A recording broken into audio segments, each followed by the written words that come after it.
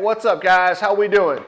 Hey, this is an interesting one. Ken Roczen has still got us talking no matter what. Good, bad, and different. This is a little, this week, what his agent did is either incredibly stupid or he's a flat out liar.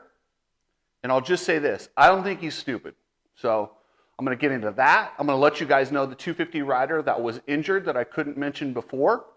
I'm going to talk a little bit about Brandon Hartraft and his situation, and it's just, guys, it sucks. This is the hardest part about this sport, is these serious injuries. They're no joke. They're life-changing, but I'm going to get into that too. So without further ado, actually, before you guys do anything, head over to ebcbrakes.com and check out EBC Brakes. Rotors, brake pads, whatever you need, and also Epic Garage Designs. Hit up Epic Garage Designs. We're giving away Moto Tracks. We gave away one in November. We're giving away one in December. All you have to do is head over to Epic Garage Designs, the YouTube channel. And you know what? I don't have a video picked out.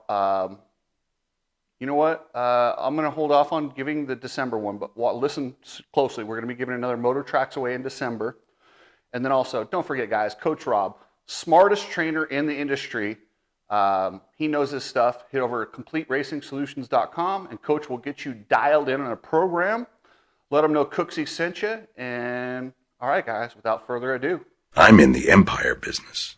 Everybody love everybody! You all know exactly who I am. All right, guys, Steve Astephan is Ken Roczen's agent. Steve Astephan has talked out of his ass this last week. I have a problem with some of the things that he said. I don't have a problem. Before I get into too much, I want to mention my stance on PEDs, which are performance-enhancing drugs. I don't give a shit what anyone does. Use whatever you need, do whatever you want. I think that it sucks when they start testing specific guys.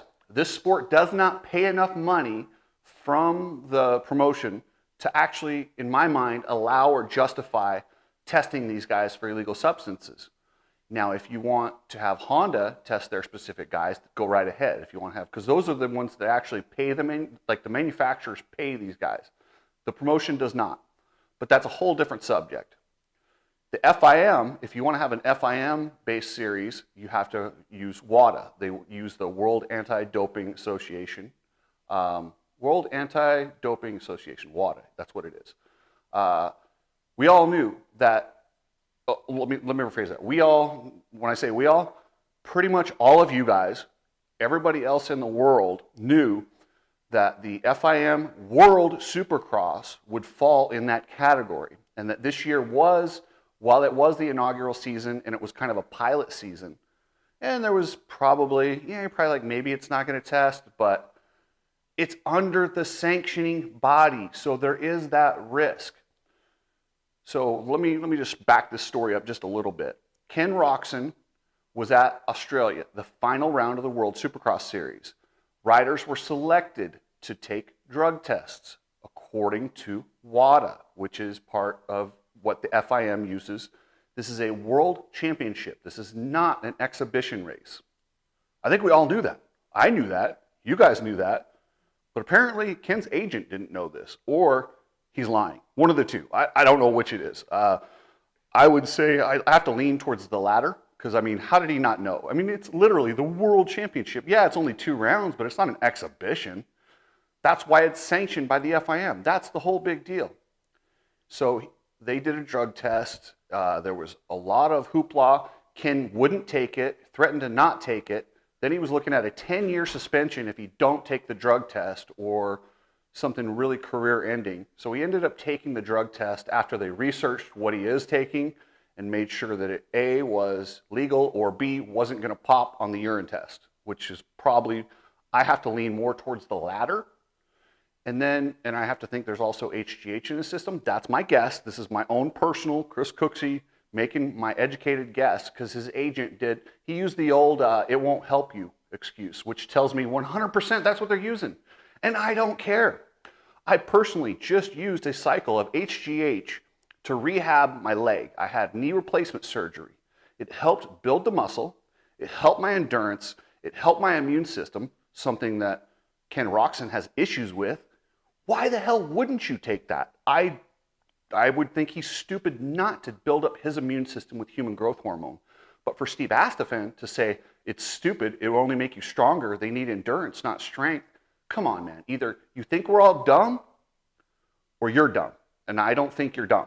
So come on, man. Stop with the old school. Just shut your mouth. You shouldn't be talking about this stuff if you're that misinformed or not. If you're going to say stupid stuff like that, first off, if you're my agent, you're fired. You're fired.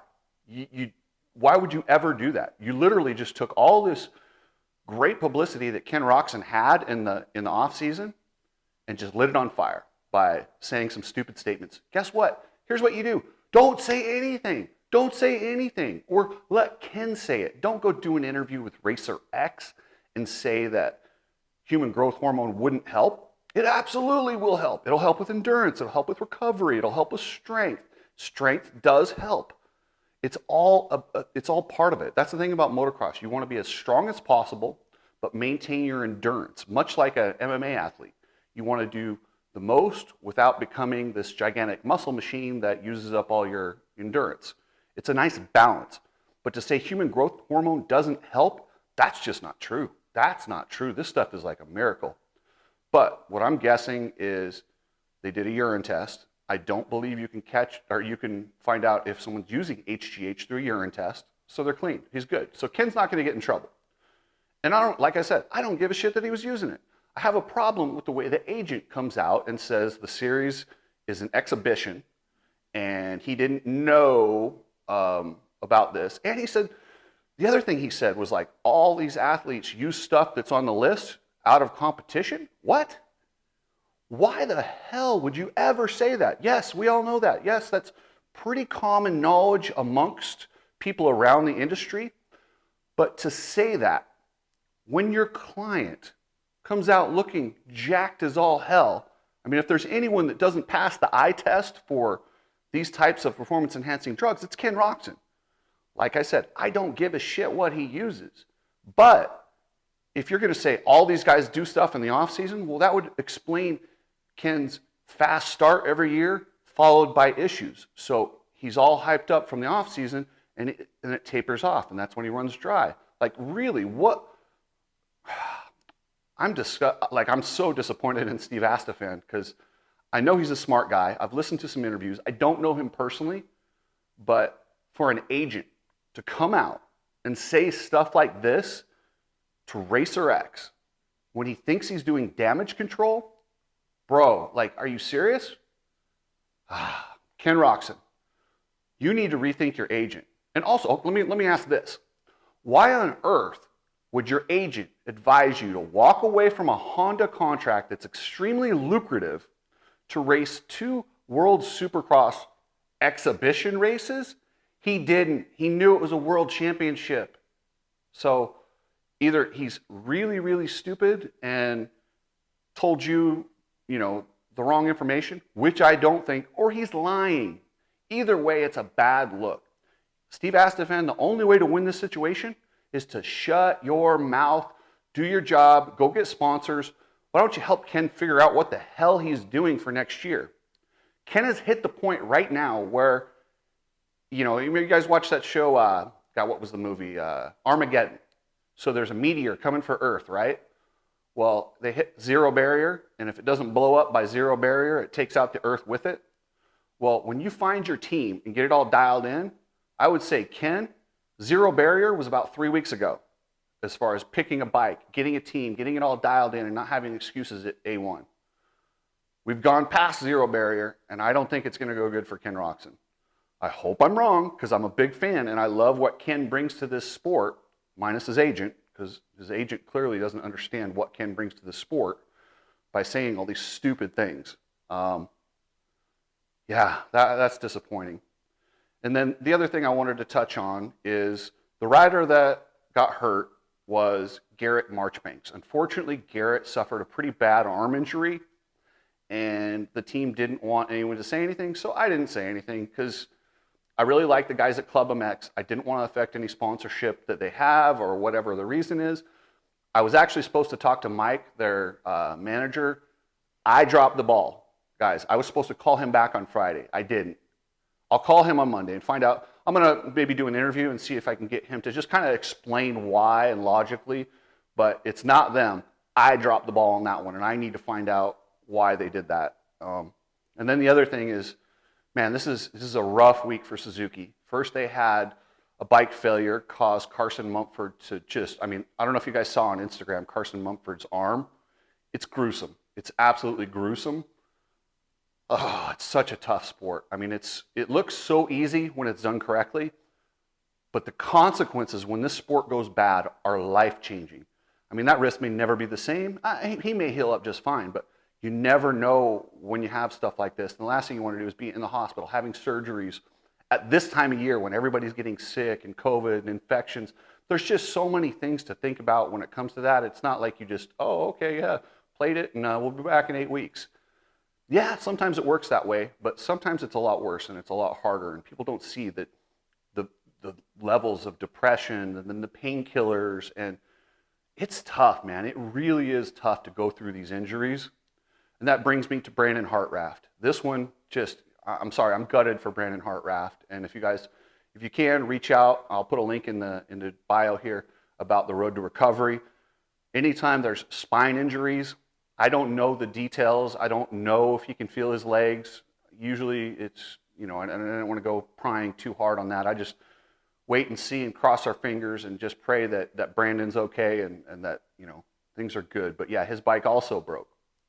Now, before you guys go trashing the manufacturers, they all have failures. When you're taking bikes, professional motocross bikes, and you're tweaking them to the max, and you're just trying to get every little inch out of them, they're going to have malfunctions. And unfortunately, these malfunctions can have life-changing consequences for the riders. But there's nothing, that's part of that's the uncomfortable truth that these guys sign up for. And it sucks. It's brutal. I don't even think it was Brandon Hartraft or Carson Mumford's fault that they got hurt. I myself was a victim of this. I snapped both my arms when my bike broke over a triple. Pinned me like that, snapped both arms, compound fractured. It sucks. It sucks. It's pure, it's luck. You never know. Sometimes bikes break and nothing happens. Sometimes they break at the worst possible time. It's part of the sport. That's part of the reason that I get so pissed about these promoters taking money from them and not offering long-term health care and different things that we could be doing for the sport. But when people say, oh, I'm trying to pussify it, no. You don't have to pussify this sport at all. Look at the life-changing consequences for these guys. And I mean, it's tough. So yeah, I really worry about these guys, and I hope I really hope things go well for Brandon. Anytime there's a spine injury, it's touch and go for the first few weeks. Sometimes people make full recoveries, no problem. I mean, look at Kyle Peters. I mean, he's a perfect example of this. He broke his neck last year. There was talk of paralysis, and then now he's back winning arena crosses within a year. So it can go good. Then there's other situations like Jesse Nelson, where he's in a wheelchair for the rest of his life, or Donovan Mitchell. There's so many of these situations that are just freak accidents. But anyway, guys, that's it for today. Yeah, I'm going to go ahead and give Steve Astafan the Dunce Award. Maybe just stop talking. If you're the public advisor for Roczen, he's not getting good advice. So thanks, guys. Later.